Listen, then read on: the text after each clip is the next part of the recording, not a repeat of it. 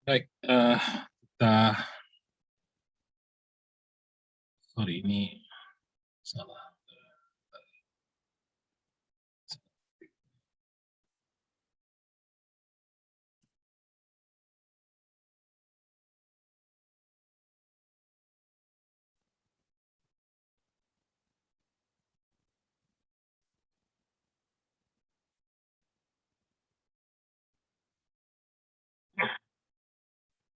Oke, kita lanjutkan materi kita bahwa ini adalah pertemuan terakhir dengan saya. Ya, saya hanya 4 kali masuk saja. Jadi nanti ketua kelas ya kan masing-masing kelas A, Palembang A dan Indralaya C untuk menghubungi dosen selanjutnya ya. Kalau yang Indralaya itu pilihannya Bu Rindang atau Nisa ya. Dari itu. Kalau yang Palembang itu Bu Rindang atau Erwin ya kalau tidak salah. Jadi nanti coba dikonsultasikan Bu Rindang saja barangkali salah. Apakah dia dua-duanya masuk, apakah dipisah. Kalau dua-duanya masuk, tapi jadwalnya serentak sama seperti ini ya. Digabung berbarengan, dosen yang sama masuk di 2 kelas yang berbeda di waktu yang sama. Tapi kalau ternyata lain, mungkin satu Bu Anisah Indralaya dan satu lagi Pak Erwin. Oke, jadi sebenarnya jadi pemantian ini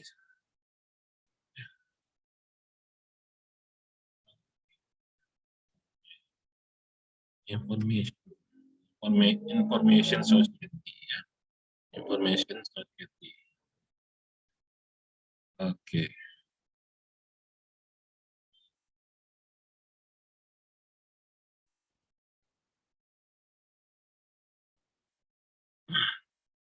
Information society. Masyarakat informasi.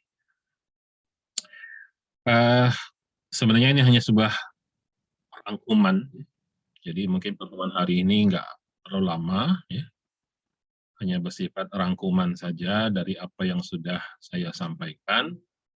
Jadi materi saya sifatnya adalah pengantar untuk memulai memahami apa yang dimaksud dengan teknologi komunikasi. Sementara materi-materi selanjutnya oleh dosen yang lain bersifat pendalaman untuk masing-masing jenis pilihan teknologi komunikasi. Ya, jadi di sini saya di pertemuan pertama mengajak kalian untuk memahami teknologi komunikasi dengan cara mencoba menselaraskan apa yang dimaksud dengan komunikasi dalam perspektif ilmu sosial, ya, di mana kalian punya definisi komunikasi adalah penyampaian pesan dari para pihak yang disebut komunikator dan komunikan, ya, untuk sebuah melalui media untuk sebuah tujuan. Nah, itu sudah kita bahas di pertemuan pertama, ya, karena kita bukan bicara komunikasi saja, namun bicara tentang teknologi komunikasi. Saya mengajak kalian memahami dari perspektif teknologi, bagaimana teknologi memandang komunikasi itu. Di definisi komunikasi versi teknologi, kita sudah memahami bahwa komunikasi adalah pertukaran data, exchange of data, between devices. Nah, saya ingin menekankan ya, kalau tadi komunikasi mengatakan komunikasi adalah pertukaran pesan. Oke, ya. Itu bilang pertukaran. Kemudian dari para pihak, dari para pihak. Yang dimaksud para pihak ini adalah komunikator dan komunikannya itu adalah manusia, orang. Ya. Sementara teknologi bilang exchange of data between devices, antar alat. Ya, saya ingin menekankan kata-kata alat. Ya, jadi teknologi itu adalah komunikasi dari alat ke alat. Sementara kalian, orang ilmu sosial, bilang komunikasi itu adalah penyampaian pesan dari orang ke orang. Ya, serupa tapi tak sama ya, tolong dipahami itu. Yang satu disebut sender, pengirim data, yang satu lagi disebut receiver, penerima data atau terminasi dari data. Ya. Nah, lewat media, ya, titik, selesai. Nggak ada sambungannya yang membahas tentang tujuan.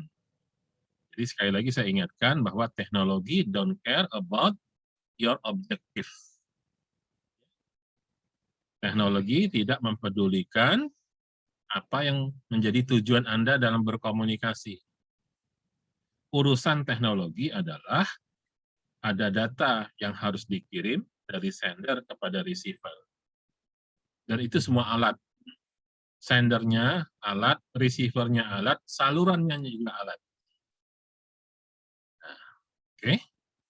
Jadi kalau kita mau berkomunikasi menggunakan teknologi, di mana para pihak yang berkomunikasi adalah manusia, pesan dikomunikasikan, disampaikan, dipertukarkan karena ada maksud dan tujuan, maka semua itu harus dikendalikan, diatur oleh para pihak itu sendiri.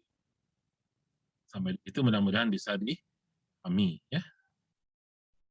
Walaupun tadi saya katakan teknologi nggak peduli sama tujuan Anda apa, maksud Anda berkomunikasi, namun teknologi akan do the best, ya, membantu Anda untuk bisa mencapai tujuan tersebut. Caranya gimana? Caranya bahwa teknologi akan menyampaikan dengan benar. Dia akan delivery pesan itu, data yang mau dipertukarkan itu kepada correct destination, pada tujuan yang benar. Nggak akan ada cerita salah kirim, salah penerima, dan sebagainya. Pun dengan isi yang dikirim. Isi yang dikirim itu dijamin akurasinya. Artinya apa? Apa yang dikirim oleh sender, itulah dijaminkan akan diterima oleh receiver. Tidak ada error sepanjang perjalanan. Ya. Nah, dan setiap teknologi akan punya time frame-nya masing-masing. Timeline atau time frame-nya masing-masing. Kerangka waktunya masing-masing. Dia akan punya garis waktunya sendiri masing-masing. Sehingga Anda harus memikirkan, kalau pengen cepat, yang mana punya kemampuan cepat. Kalau boleh pelan gitu ya, boleh pelan. Kalau cepat, alhamdulillah. Tidak cepat, boleh. Teknologi apa? Karena masing-masing teknologi kan punya timeline-nya sendiri, kan punya kerangka waktunya sendiri. Ya, jadi jangan salahkan, misalnya, lambat betul ngirim email. Yang salah bukan emailnya, tapi mungkin yang salah ketika menggunakan, pertama, laptopnya laptop yang memorinya kecil, RAM-nya kecil, sehingga waktu ngirim lama. Atau prosesornya memang prosesor jenis lama, Pentium 1 misalnya. Atau ya jaringannya itu bandwidth-nya memang kecil. Nah, memang dia bekerja karena dia bukan broadband, dia narrowband,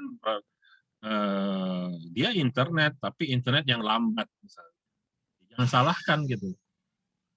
Jadi Anda sudah tahu Anda punya internet yang bandwidth-nya misalkan hanya 500 kilobit per second misalnya. Anda paksa kirim video, sampai aja ada bersyukur. Pasti lama, sampai aja bersyukur. Jangan-jangan malah nggak sampai gitu. Jadi seperti itu teknologi itu bekerja. Itu sudah kita bahas di pertemuan pertama. Pertemuan kedua, saya coba mengajak kalian memahami apa yang maksud teknologi komunikasi itu dari yang namanya umbrella perspektif. cara pandang umbrella, payung, di mana payung itu gagangnya itu tergantung kita pengguna payung. Mau diarahkan ke atas, justru mau diarahkan ke samping kiri, samping kanan misalnya.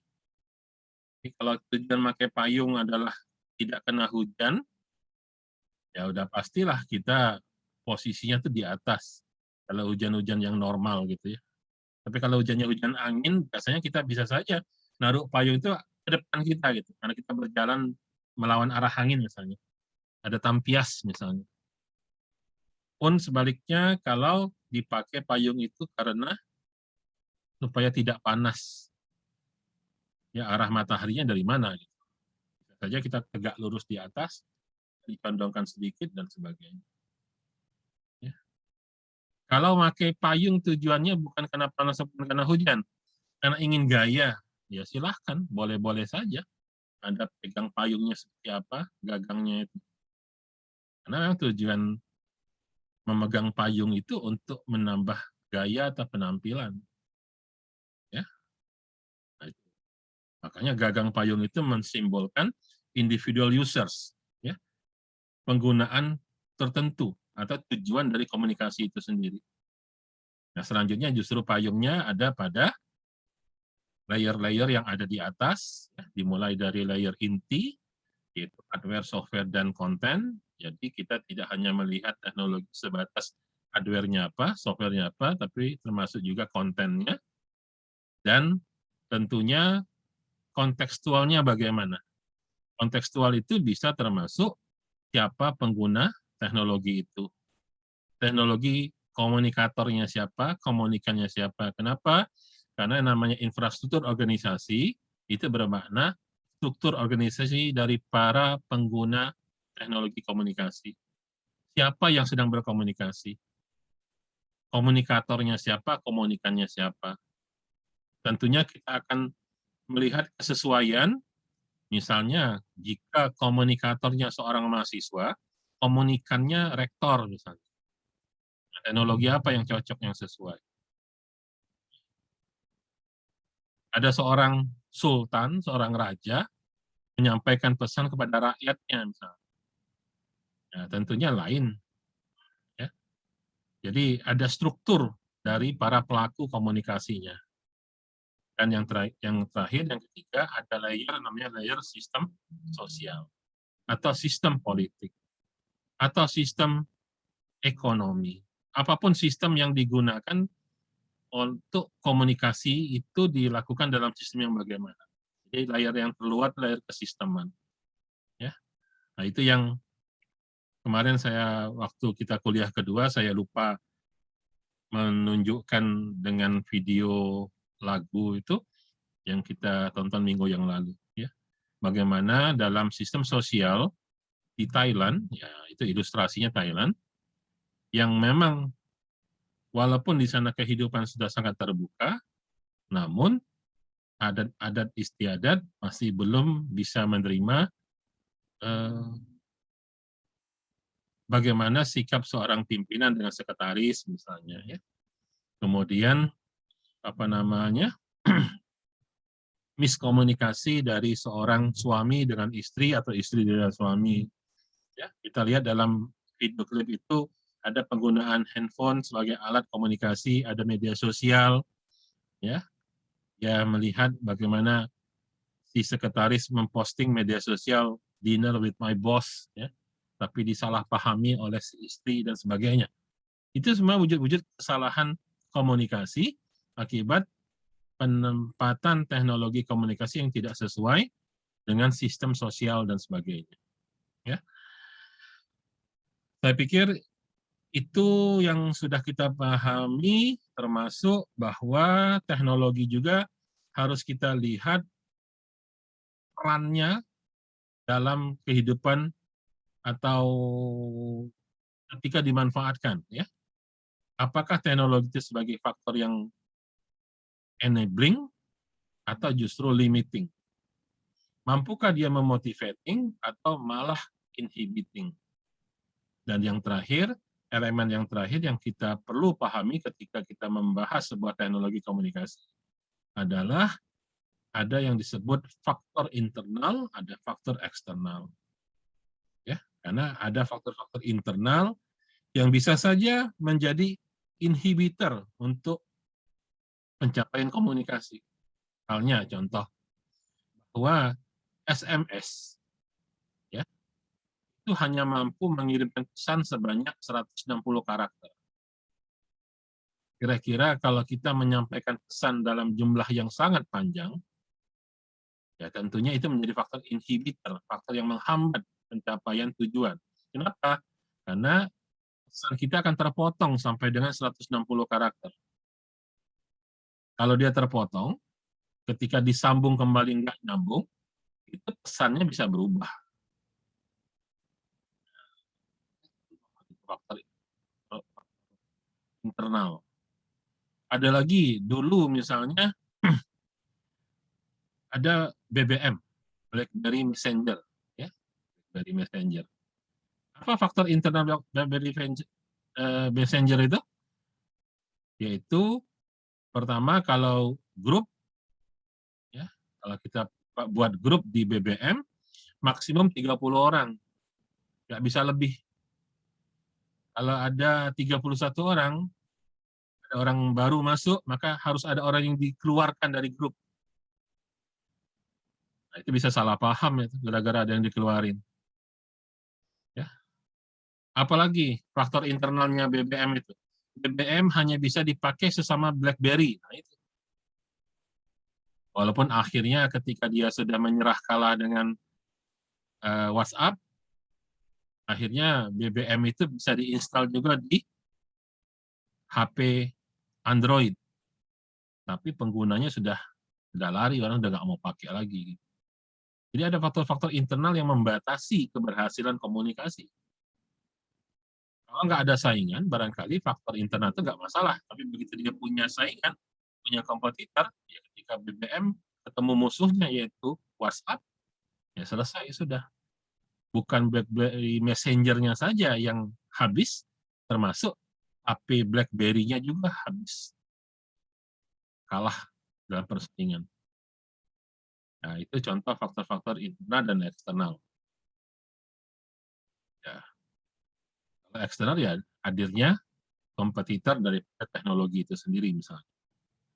Ya tadi BlackBerry Messenger, datang WhatsApp. Ya, gitu. Oke, ya itu di pertemuan 1, 2, 3, dan sekarang di pertemuan yang keempat saya hanya ingin saya merangkum yang sebelumnya bahwa kita sadari sekarang ini teknologi itu biasanya diasosiasikan dengan internet. Ya, teknologi itu. Ya, asumsi orang, teknologi yang paling canggih sekarang adalah internet. Ya, memang hadirnya internet sekarang itu banyak hal yang dulu nggak mungkin kita lakukan sekarang bisa.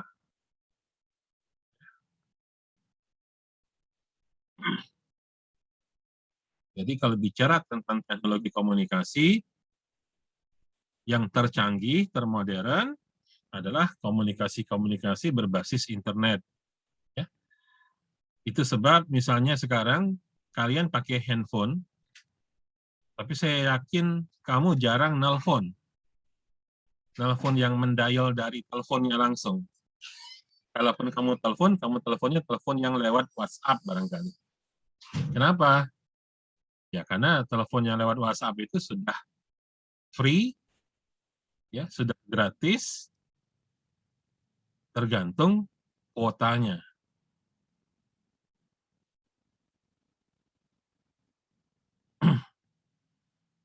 Jadi semuanya berbasis internet sekarang ini. Orang nelpon basis internet, orang cari data, cari informasi lewat internet, ya.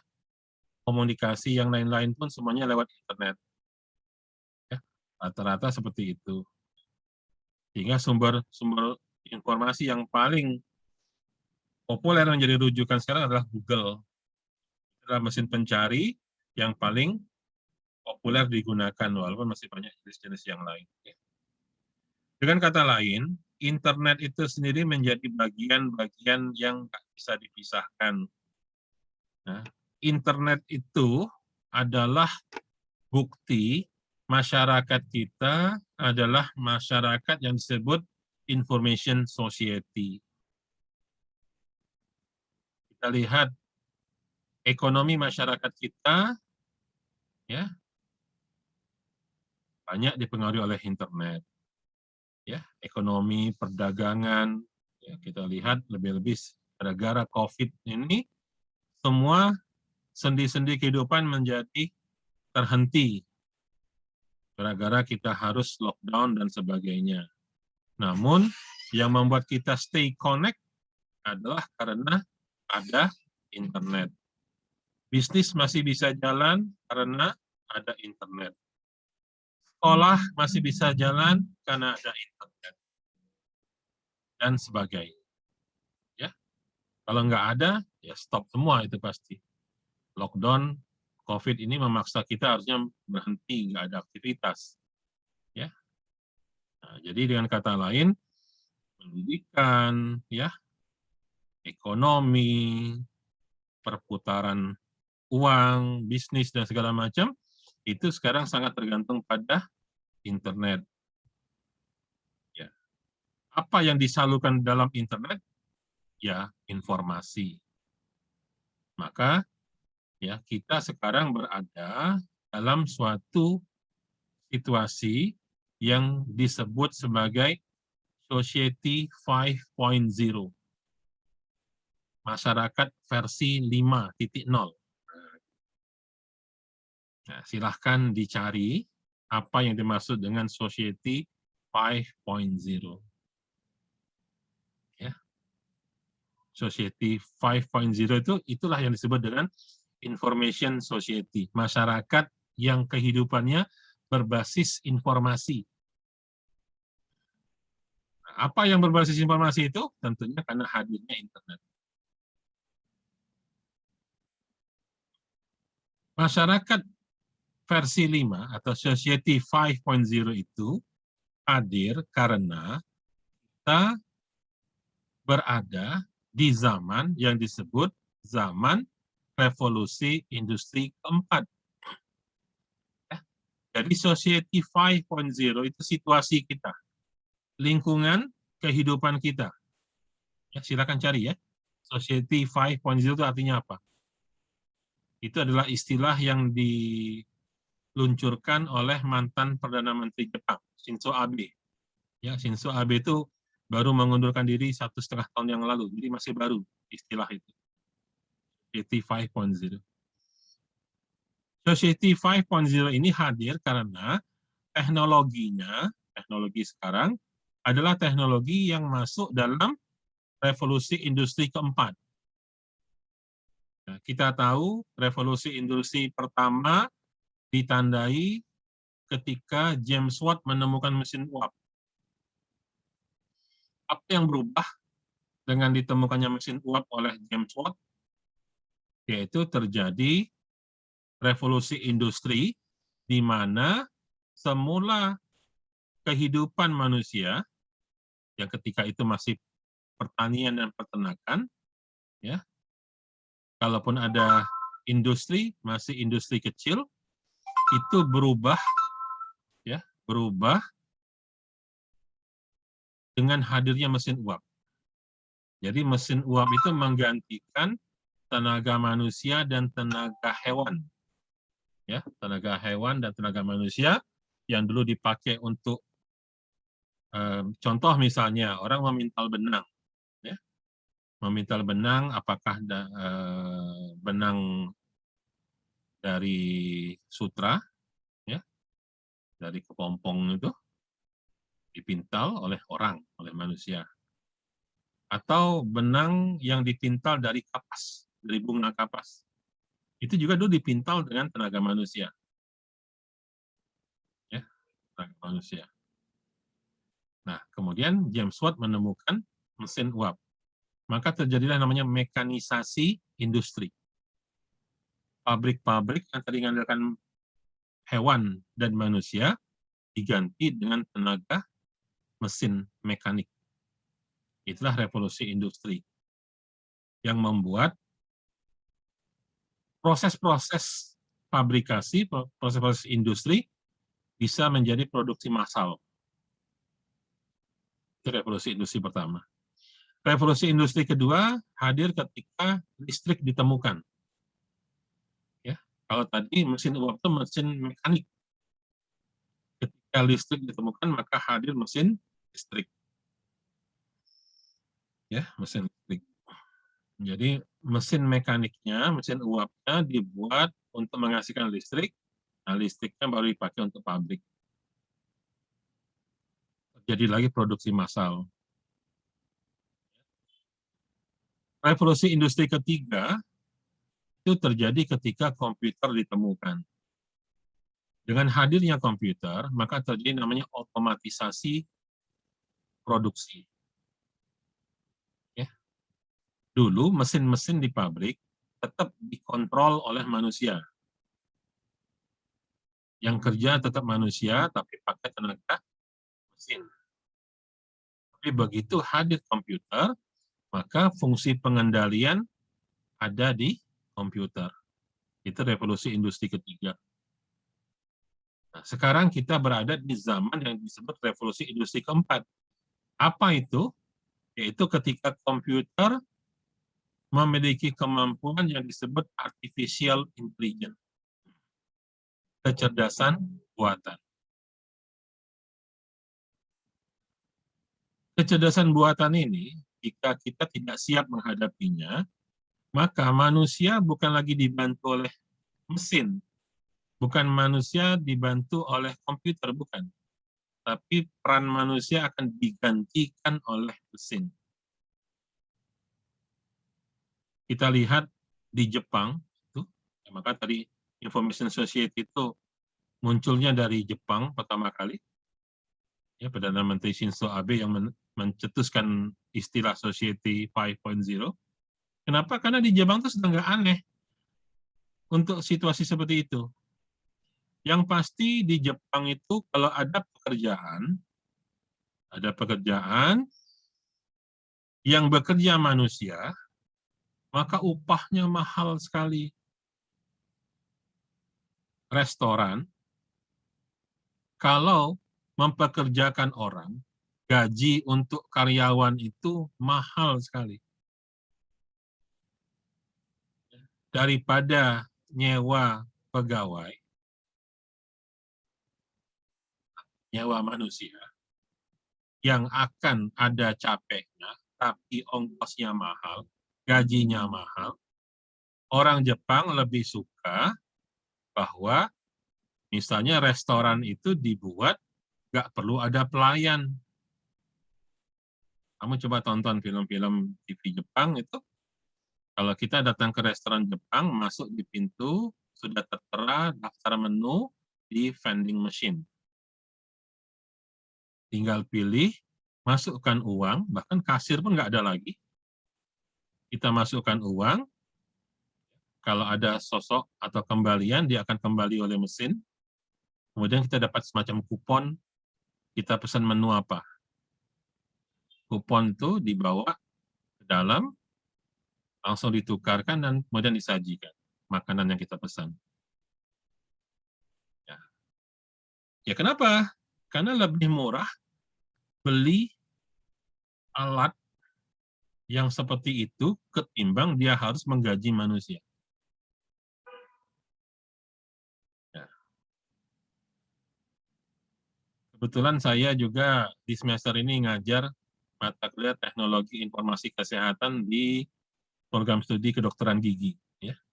Ketika saya menceritakan tentang situasi seperti itu, saya bisa mengatakan, ya, kalau sekarang orang butuh dokter karena keahliannya.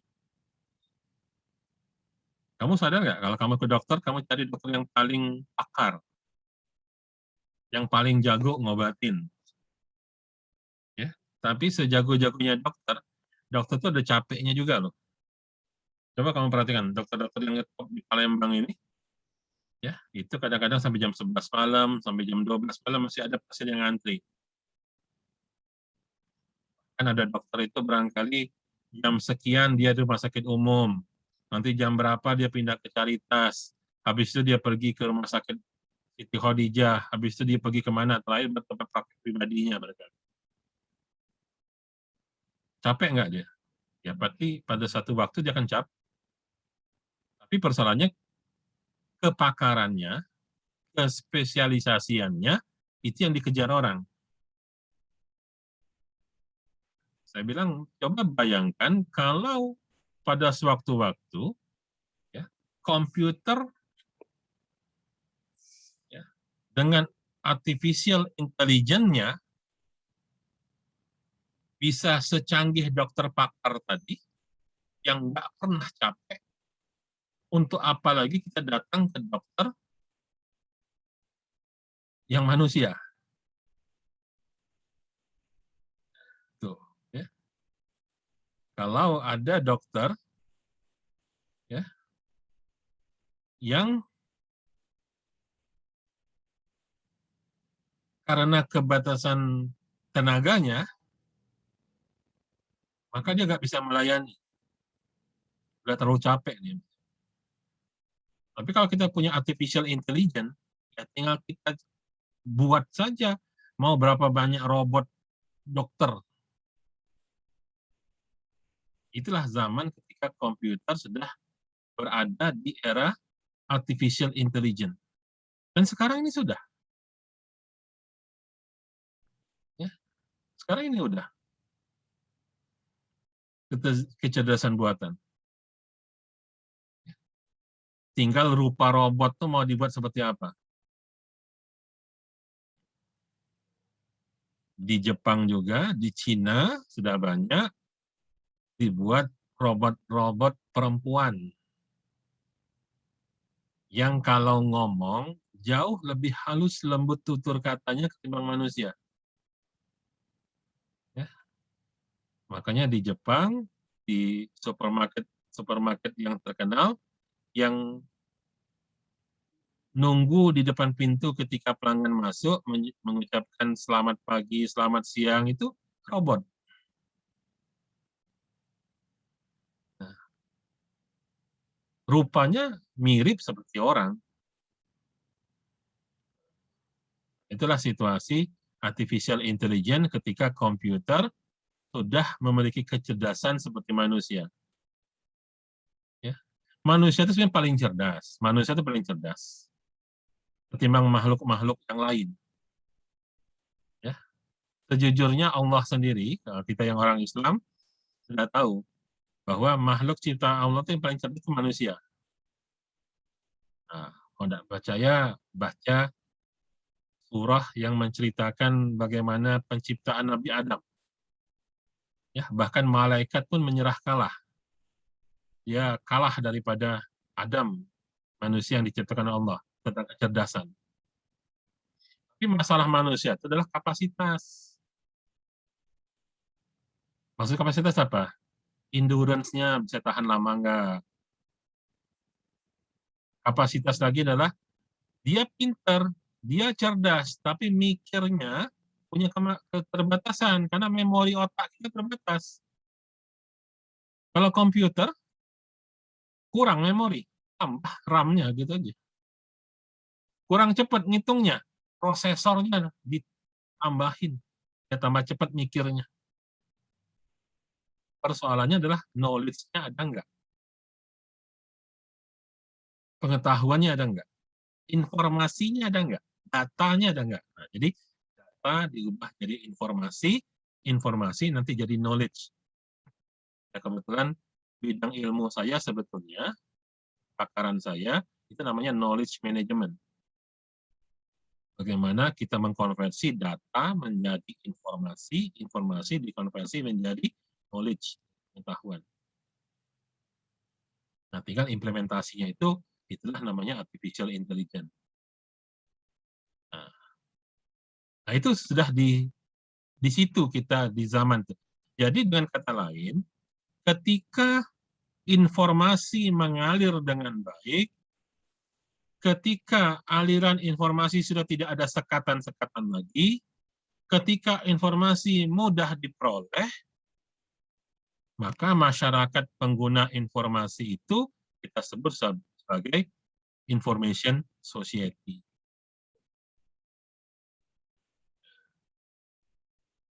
Bagaimana kita tahu bahwa sebuah perusahaan sahamnya akan naik? Kalau dulu kita mungkin nggak tahu apa yang terjadi di bursa saham Tokyo, apa yang terjadi di bursa saham New York, apa yang terjadi di bursa saham Hong Kong, Singapura. Sekarang, ya, peristiwa Presiden Afghanistan meninggalkan negaranya, keluar dari Kabul, dan Taliban menduduki istana negara Afghanistan, nggak sampai setengah jam, berita itu sudah sampai di Indonesia. Kita tahu kejadian. Begitu cepat aliran informasi. Itu akibat komunikasi.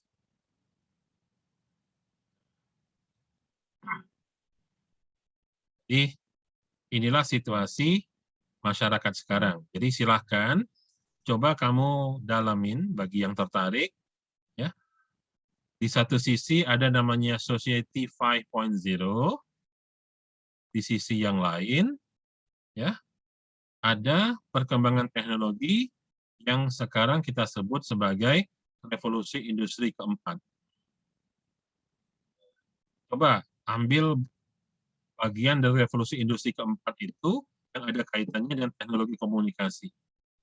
Nah, pelajari bagaimana dampaknya terhadap kehidupan sosial kemasyarakatan, khususnya bagi masyarakat umum.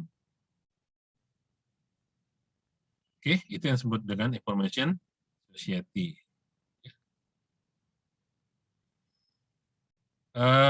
Berikutnya adalah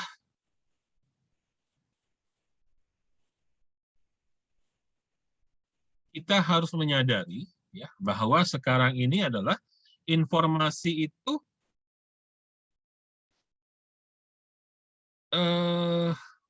bukan lagi sesuatu yang dapat dirahasiakan dengan mudah. Kalaupun ada yang bisa merahasiakan, sulit. Ya. Kalaupun ada yang bisa, itu sulit.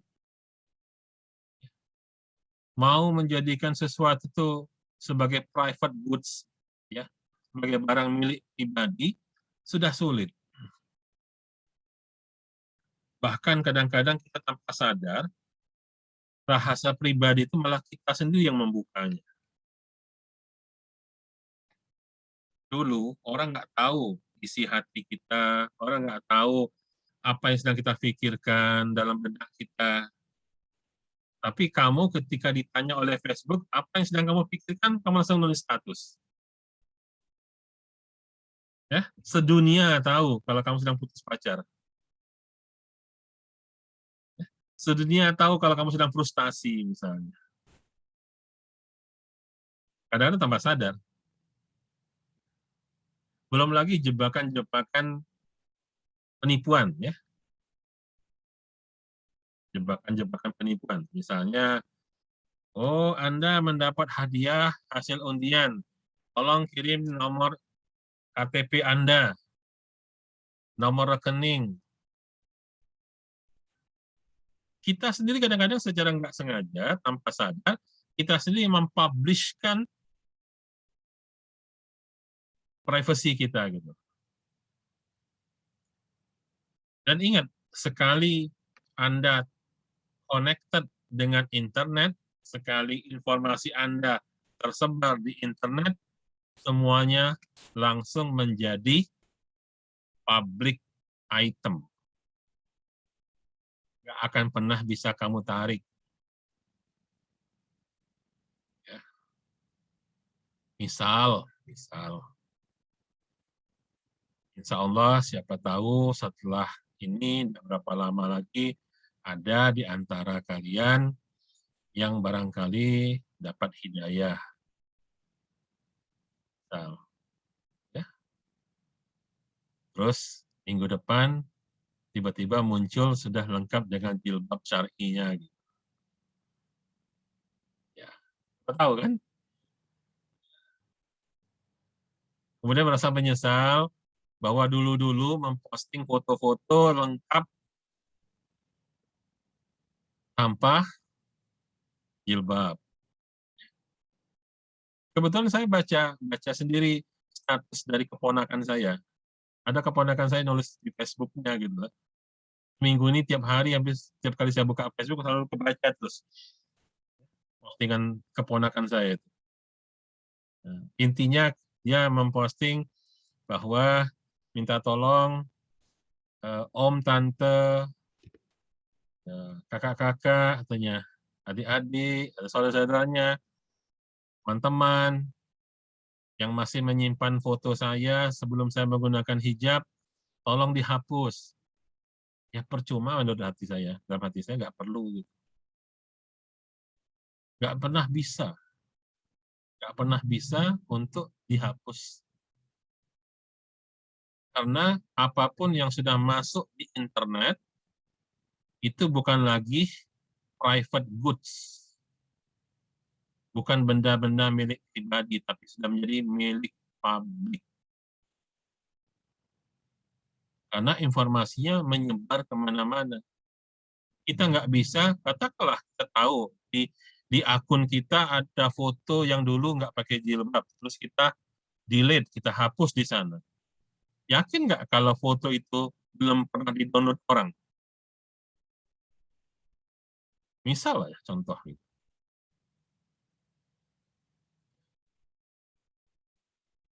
Jadi, kalau yang sekarang itu baru-baru pacaran, ya, baru sekedar seneng-senengan, nggak usah lah posting-posting foto berdua.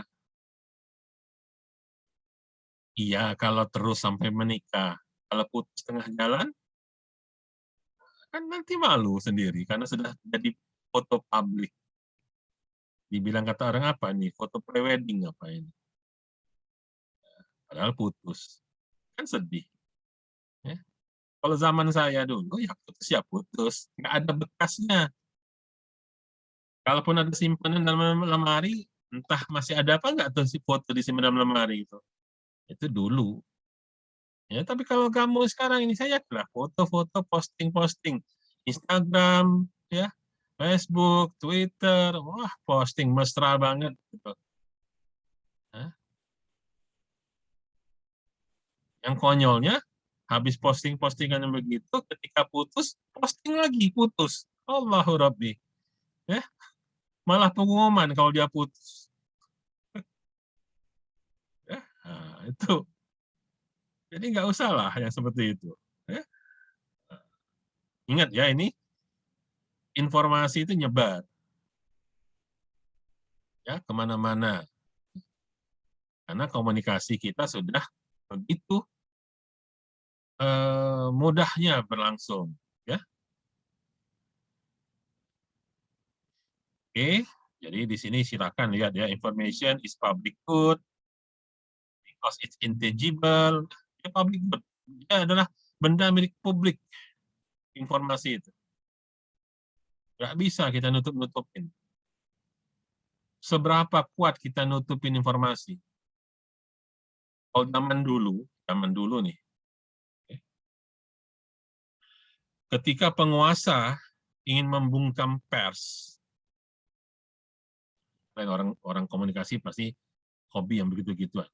Penguasa ingin membungkam pers, gampang.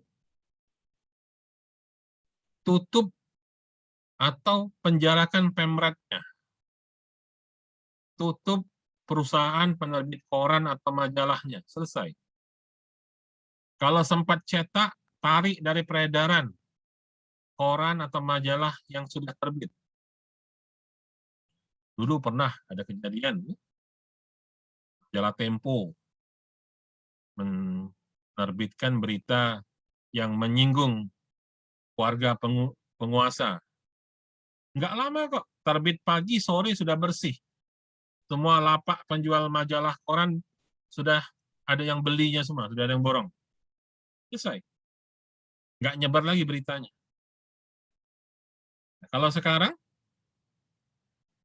bagaimana bisa melakukan hal itu? Jadi, ini tolong diperhatikan. Internet itu ada sisi-sisi yang juga tidak baik. Oke, ini juga ada teori-teori tentang bagaimana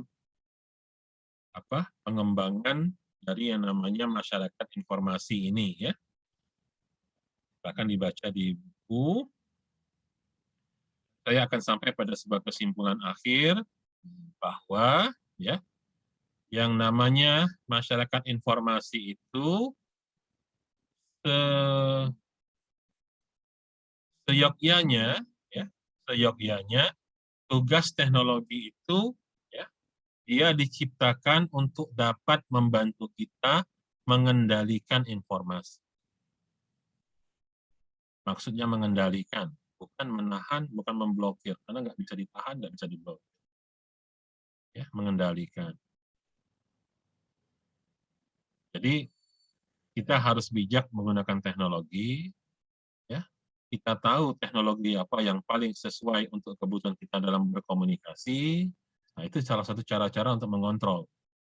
Kita menjaminkan bahwa teknologi kan membantu kita menyampaikan pesan dari yang punya sumber informasi kepada yang membutuhkan informasi.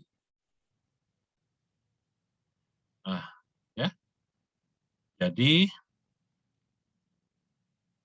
silahkan selanjutnya kalian mendalami, ya, mendalami tentang bidang ilmu teknologi komunikasi ini sesuai dengan keperluan kalian dalam bidang ilmu sosial, ilmu komunikasi, ya. Bagaimana kita ingin agar informasi menjadi sebuah kekuatan yang bermanfaat bagi kehidupan masyarakat. Untuk itu saya minta selanjutnya, ya, kamu membaca, ya, membaca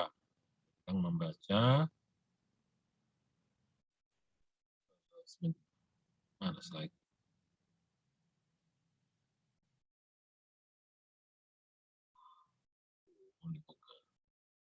Membaca lebih lanjut, ya, materi buku pelajaran.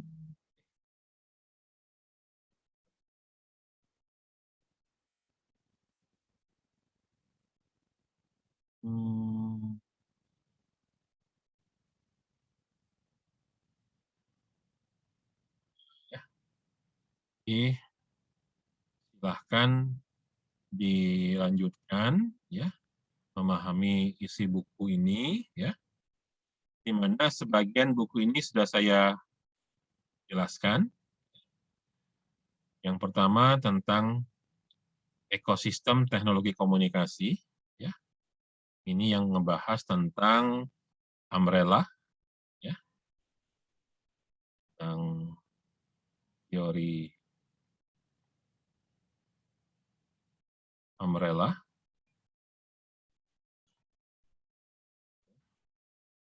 Di mana teori umbrella ini berawal dari, ya,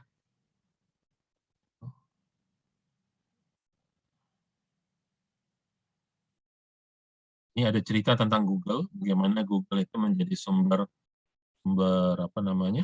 sumber informasi yang jadi rujukan orang banyak. Berikutnya adalah ekosistem ini, ya, ekosistem ini, di mana menurut Rogers dan Balroke, ya, Balroke ini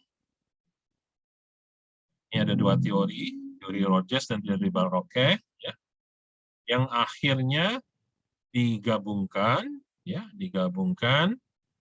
sehingga dua pendekatan itu menjadi yang namanya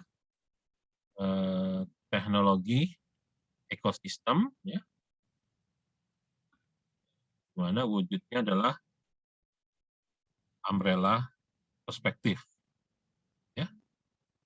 Kemudian di sini juga dijelaskan tentang bahwa di dalam ekosistem, dalam setiap area dari ekosistem, itu kita bisa mengidentifikasi peranan enabling, limiting, dan motivating, inhibiting dari teknologi. Ya, tergantung bagaimana perannya ketika teknologi itu dimainkan atau digunakan. Ya, ini ada di bab tersebut. Ya. Bab lain kita sudah bahas juga tentang histori teknologi. Ya. Histori teknologi itu saya sebenarnya lebih fokus kepada bagaimana kita memahami cerita yang ada di time frame ini. Ya, bahwa ada 3 era, printing era, elektronik era, dan digital era.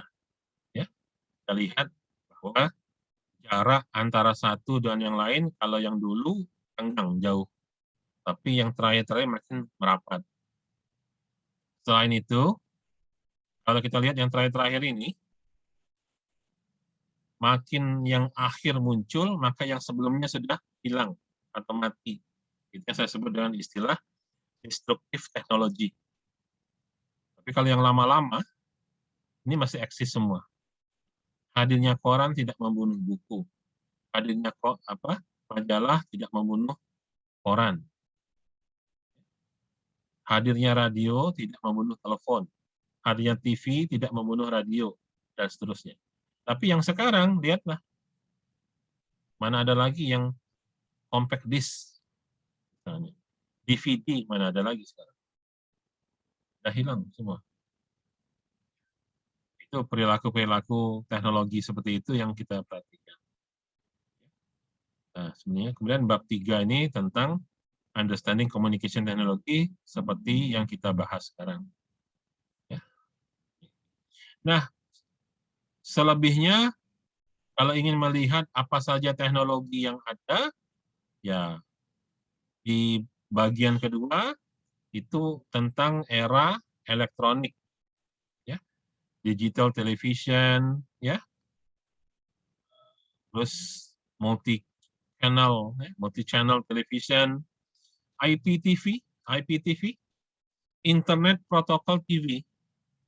Nah, Internet Protocol TV lewat saluran internet. Sekarang kita punya TV Android atau TV kabel. Kamu langganan TV IndiHome Telkom misalnya. Ya sama, itu IPTV, Internet Protocol TV. Ya. Radio broadcasting, siaran radio, ya, sinema, ya. Kemudian masuk ke zaman digital, ya, ini computer and consumer goods electronic, ya. Tentunya sudah tidak aneh lagi tentang personal computer, PC, mobile commerce, ya, electronic book, apa bedanya dengan buku biasa,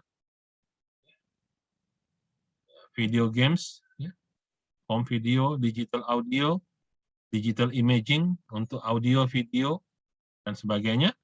Dan ini semua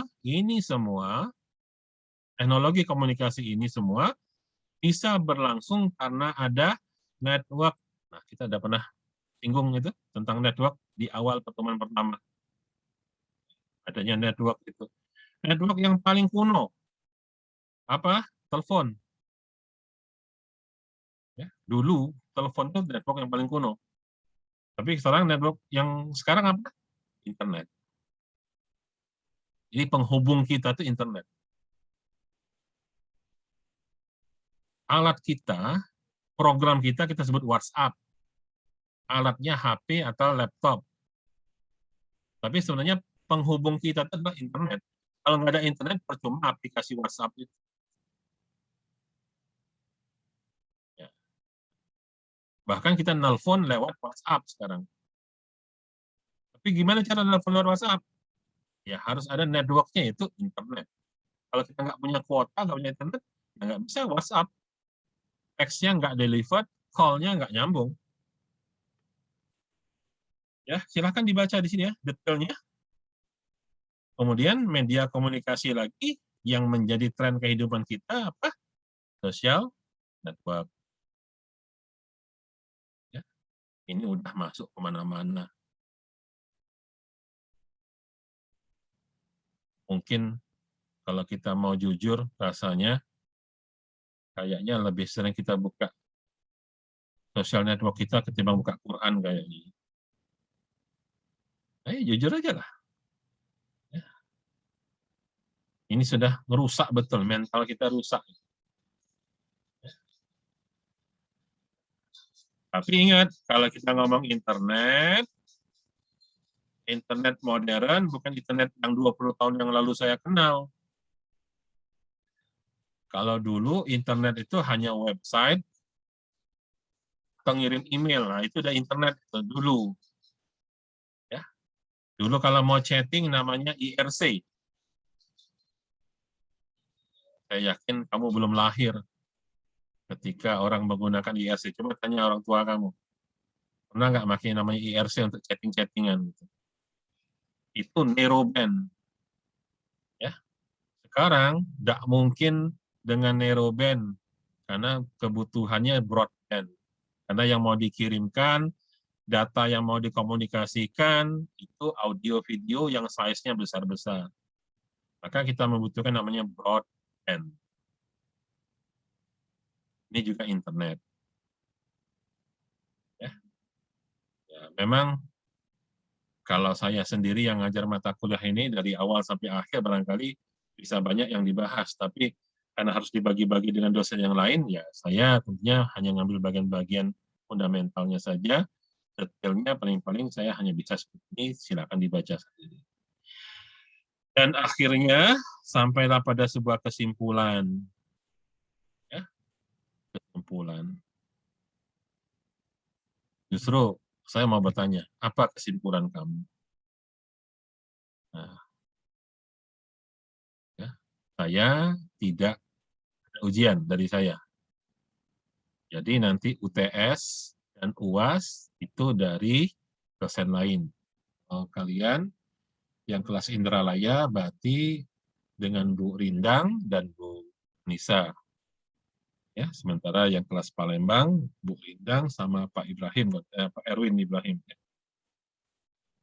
Nah, ini tugas dari saya untuk nilai dari saya adalah justru saya bertanya, apa kesimpulan kamu dari belajar teknologi komunikasi ini? Ya, nah, untuk itu saya sudah mencantumkan, silahkan buka apa namanya,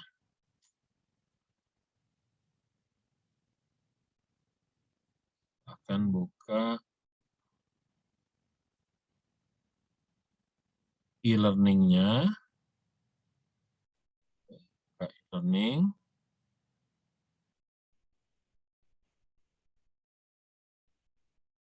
buka e-learning, oke, e-learning, ya, ini sudah saya cantumkan, ada tugas, ya, tugasnya saya suruh mengarang, buat karangan atau isi yang sifatnya adalah konseptual idea, ide untuk dapat dijadikan bahan penelitian. Ya, saya nggak nuntut sekarang, tapi saya cuma minta idenya aja. Ya, kira-kira dari belajar teknologi komunikasi, kira-kira nanti ada nggak yang bisa dijadikan bahan untuk tugas akhir, skripsi?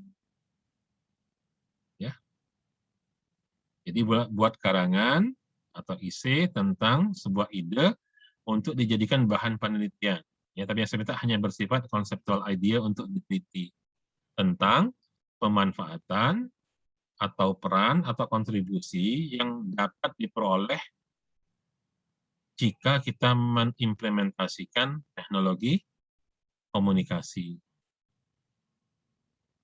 Nah, Teorinya silahkan merujuk ke mata kuliah yang lain. Ya, komunikasi massa mungkin ya, tadi mata kuliah apa yang lain, itu banyak teori-teori tentang komunikasi. Silahkan gunakan semua teori apapun sebagai dasar pemikirannya, tapi intinya adalah ada teori, ketika teori komunikasi itu diterapkan pada menggunakan alat bantu teknologi, nah, teknologi apa terserah, kira-kira seperti apa. Ya, jadi silahkan, yang penting nulis, formatnya apa saya nggak membatasin, tapi kalau mau pakai format untuk proposal tugas akhir, nah lebih baik. Ya. Mau mengarang bebas juga boleh. Batas waktunya adalah 30 November. Itu adalah seminggu sebelum UAS. Ya, UAS itu awal Desember. Jadi 30 November itu persis hari Selasa jam 00. Jadi saya punya waktu cukup untuk mengkoreksi supaya nanti ketika selesai UAS juga bisa dimasukkan nilainya. Oke, sampai di sini ada yang mau ditanyakan? Silakan. Pak, Ya. izin bertanya Pak. Untuk kelas Palembang Pak belum masuk e-learning semuanya Pak. Kenapa? Soalnya password yang Bapak kasih di grup Palembang itu tidak bisa dipakai Pak.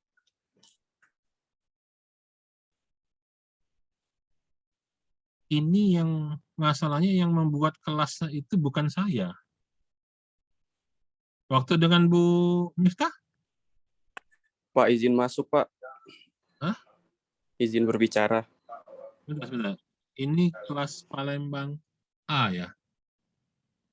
Palembang A, saya cek dulu.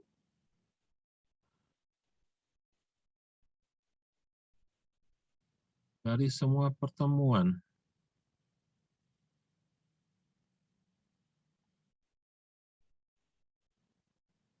Ini ada yang absen? Itu Indralaya Pak itu. Indralaya? Di Bapak salah kayaknya Pak. Yang Oke, bawah oke. Pak. Hah? Oh, ini Indralaya A. Palembang ya? Palembang A.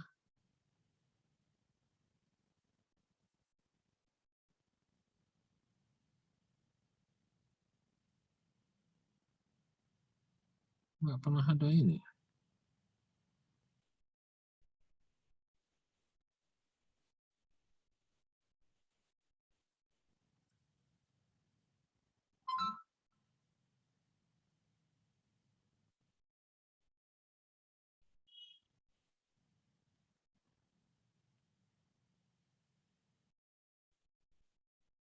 Oke. Kalau gitu, Palembang A.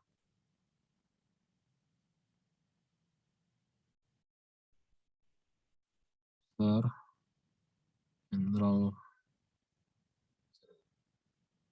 method Palembang A.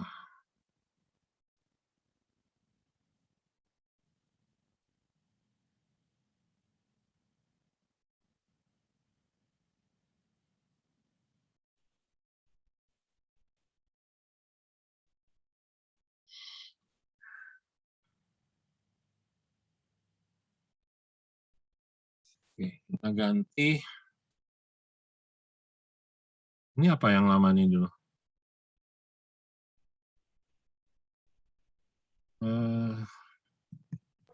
Izin Pak, yang lama belum dikasih Pak.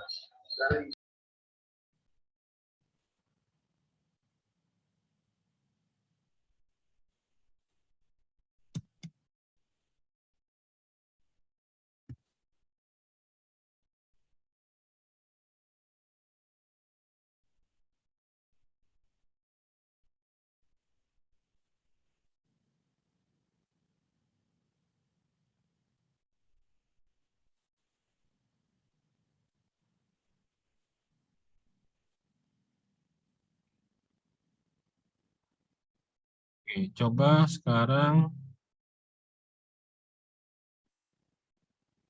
pakai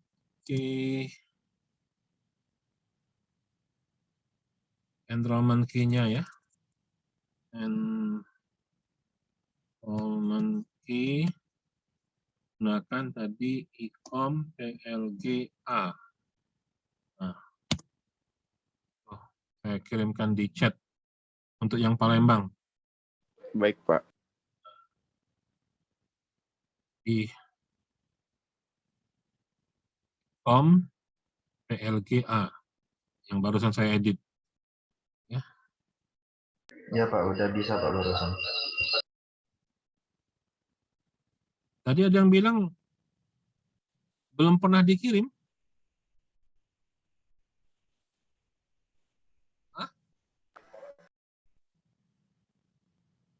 Izin masuk, Pak. Ya. Jadi waktu awal pertama kali itu udah dikirim, terus kami udah coba masuk, tapi kalau kayak mau mulai absen gitu, kosong gitu Pak learning-nya. Sudah juga sempat ditanyain ke admin kan, katanya langsung hubungin aja Pak Isannya gitu. Sudah apalah.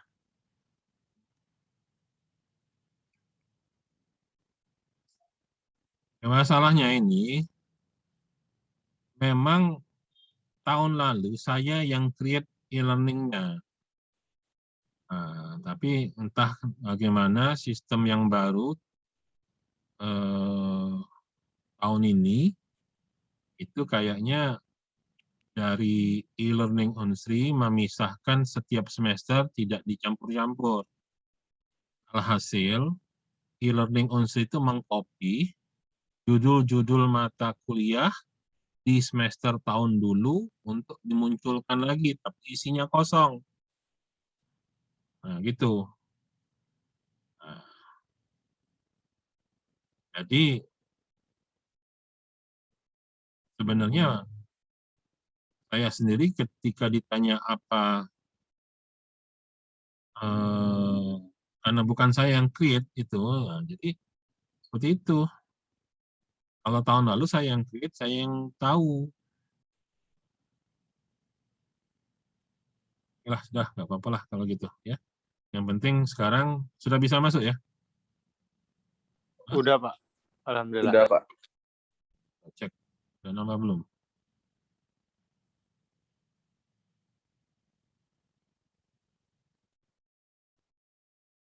Oh, sudah.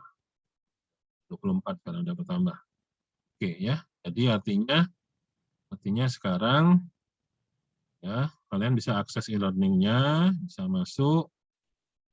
Ya, sudahlah, kalau untuk absen apa boleh buat ya. Nah, tapi absen yang dari admin ada ya? Ada Pak. Sudah. Ada Pak, itu dari Gform. Ya, sebenarnya itu untuk backup saya aja. Jadi saya nggak perlu minta lagi absen dari admin karena sudah absen di sini untuk saya sendiri sebetulnya.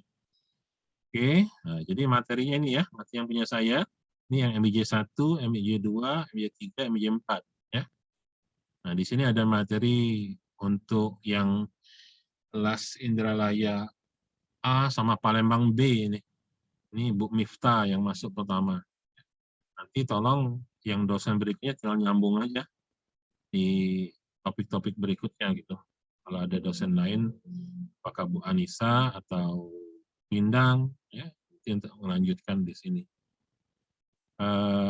Ya, ini tugasnya di sini untuk materi kuliah, silakan diambil di sini, termasuk rekaman-rekaman video perkuliahan kita juga semua saya sudah cantumkan di sini semua ya.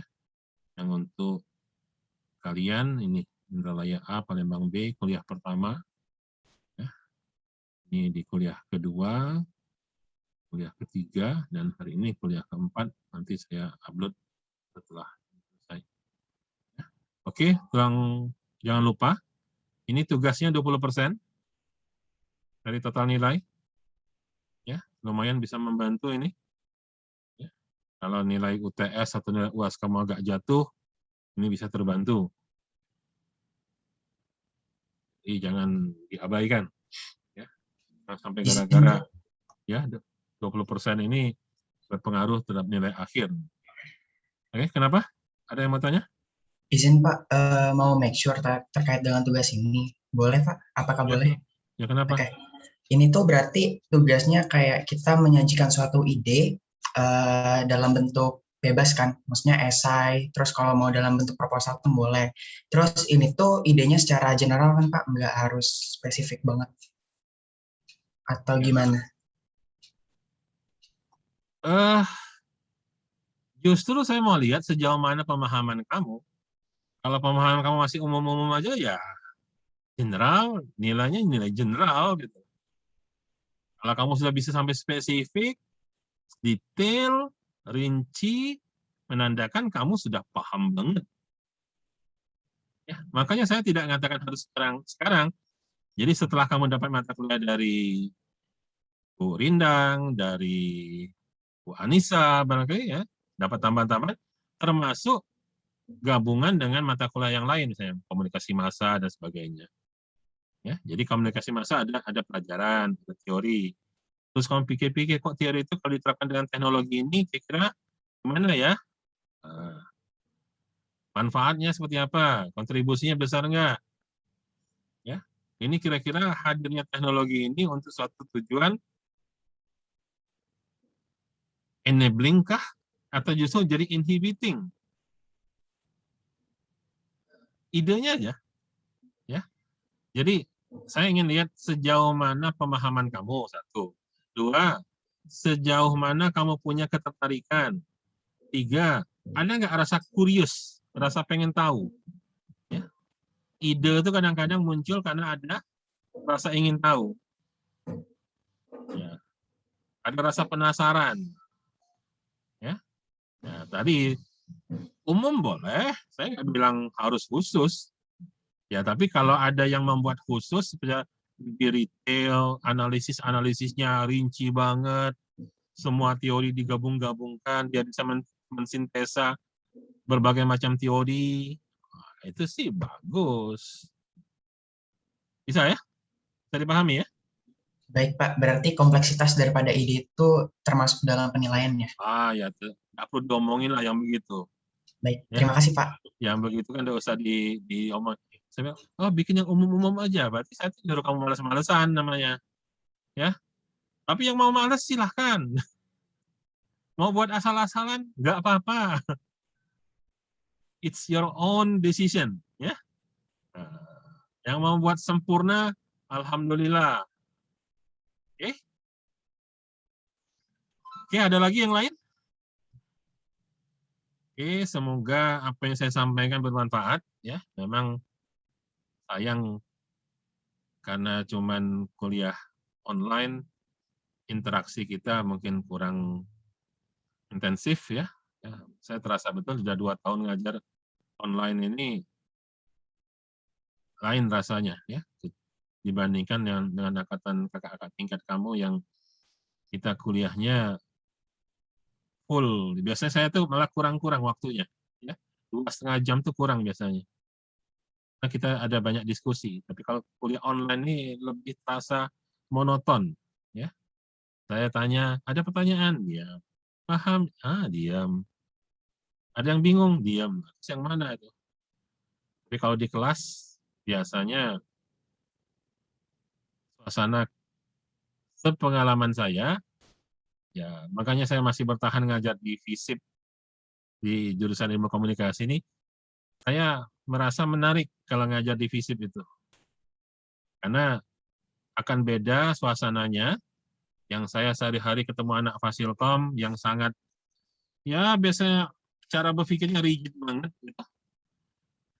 Selalu ngeliat angka saja, ya 1 tambah 1 ya 2 gitu.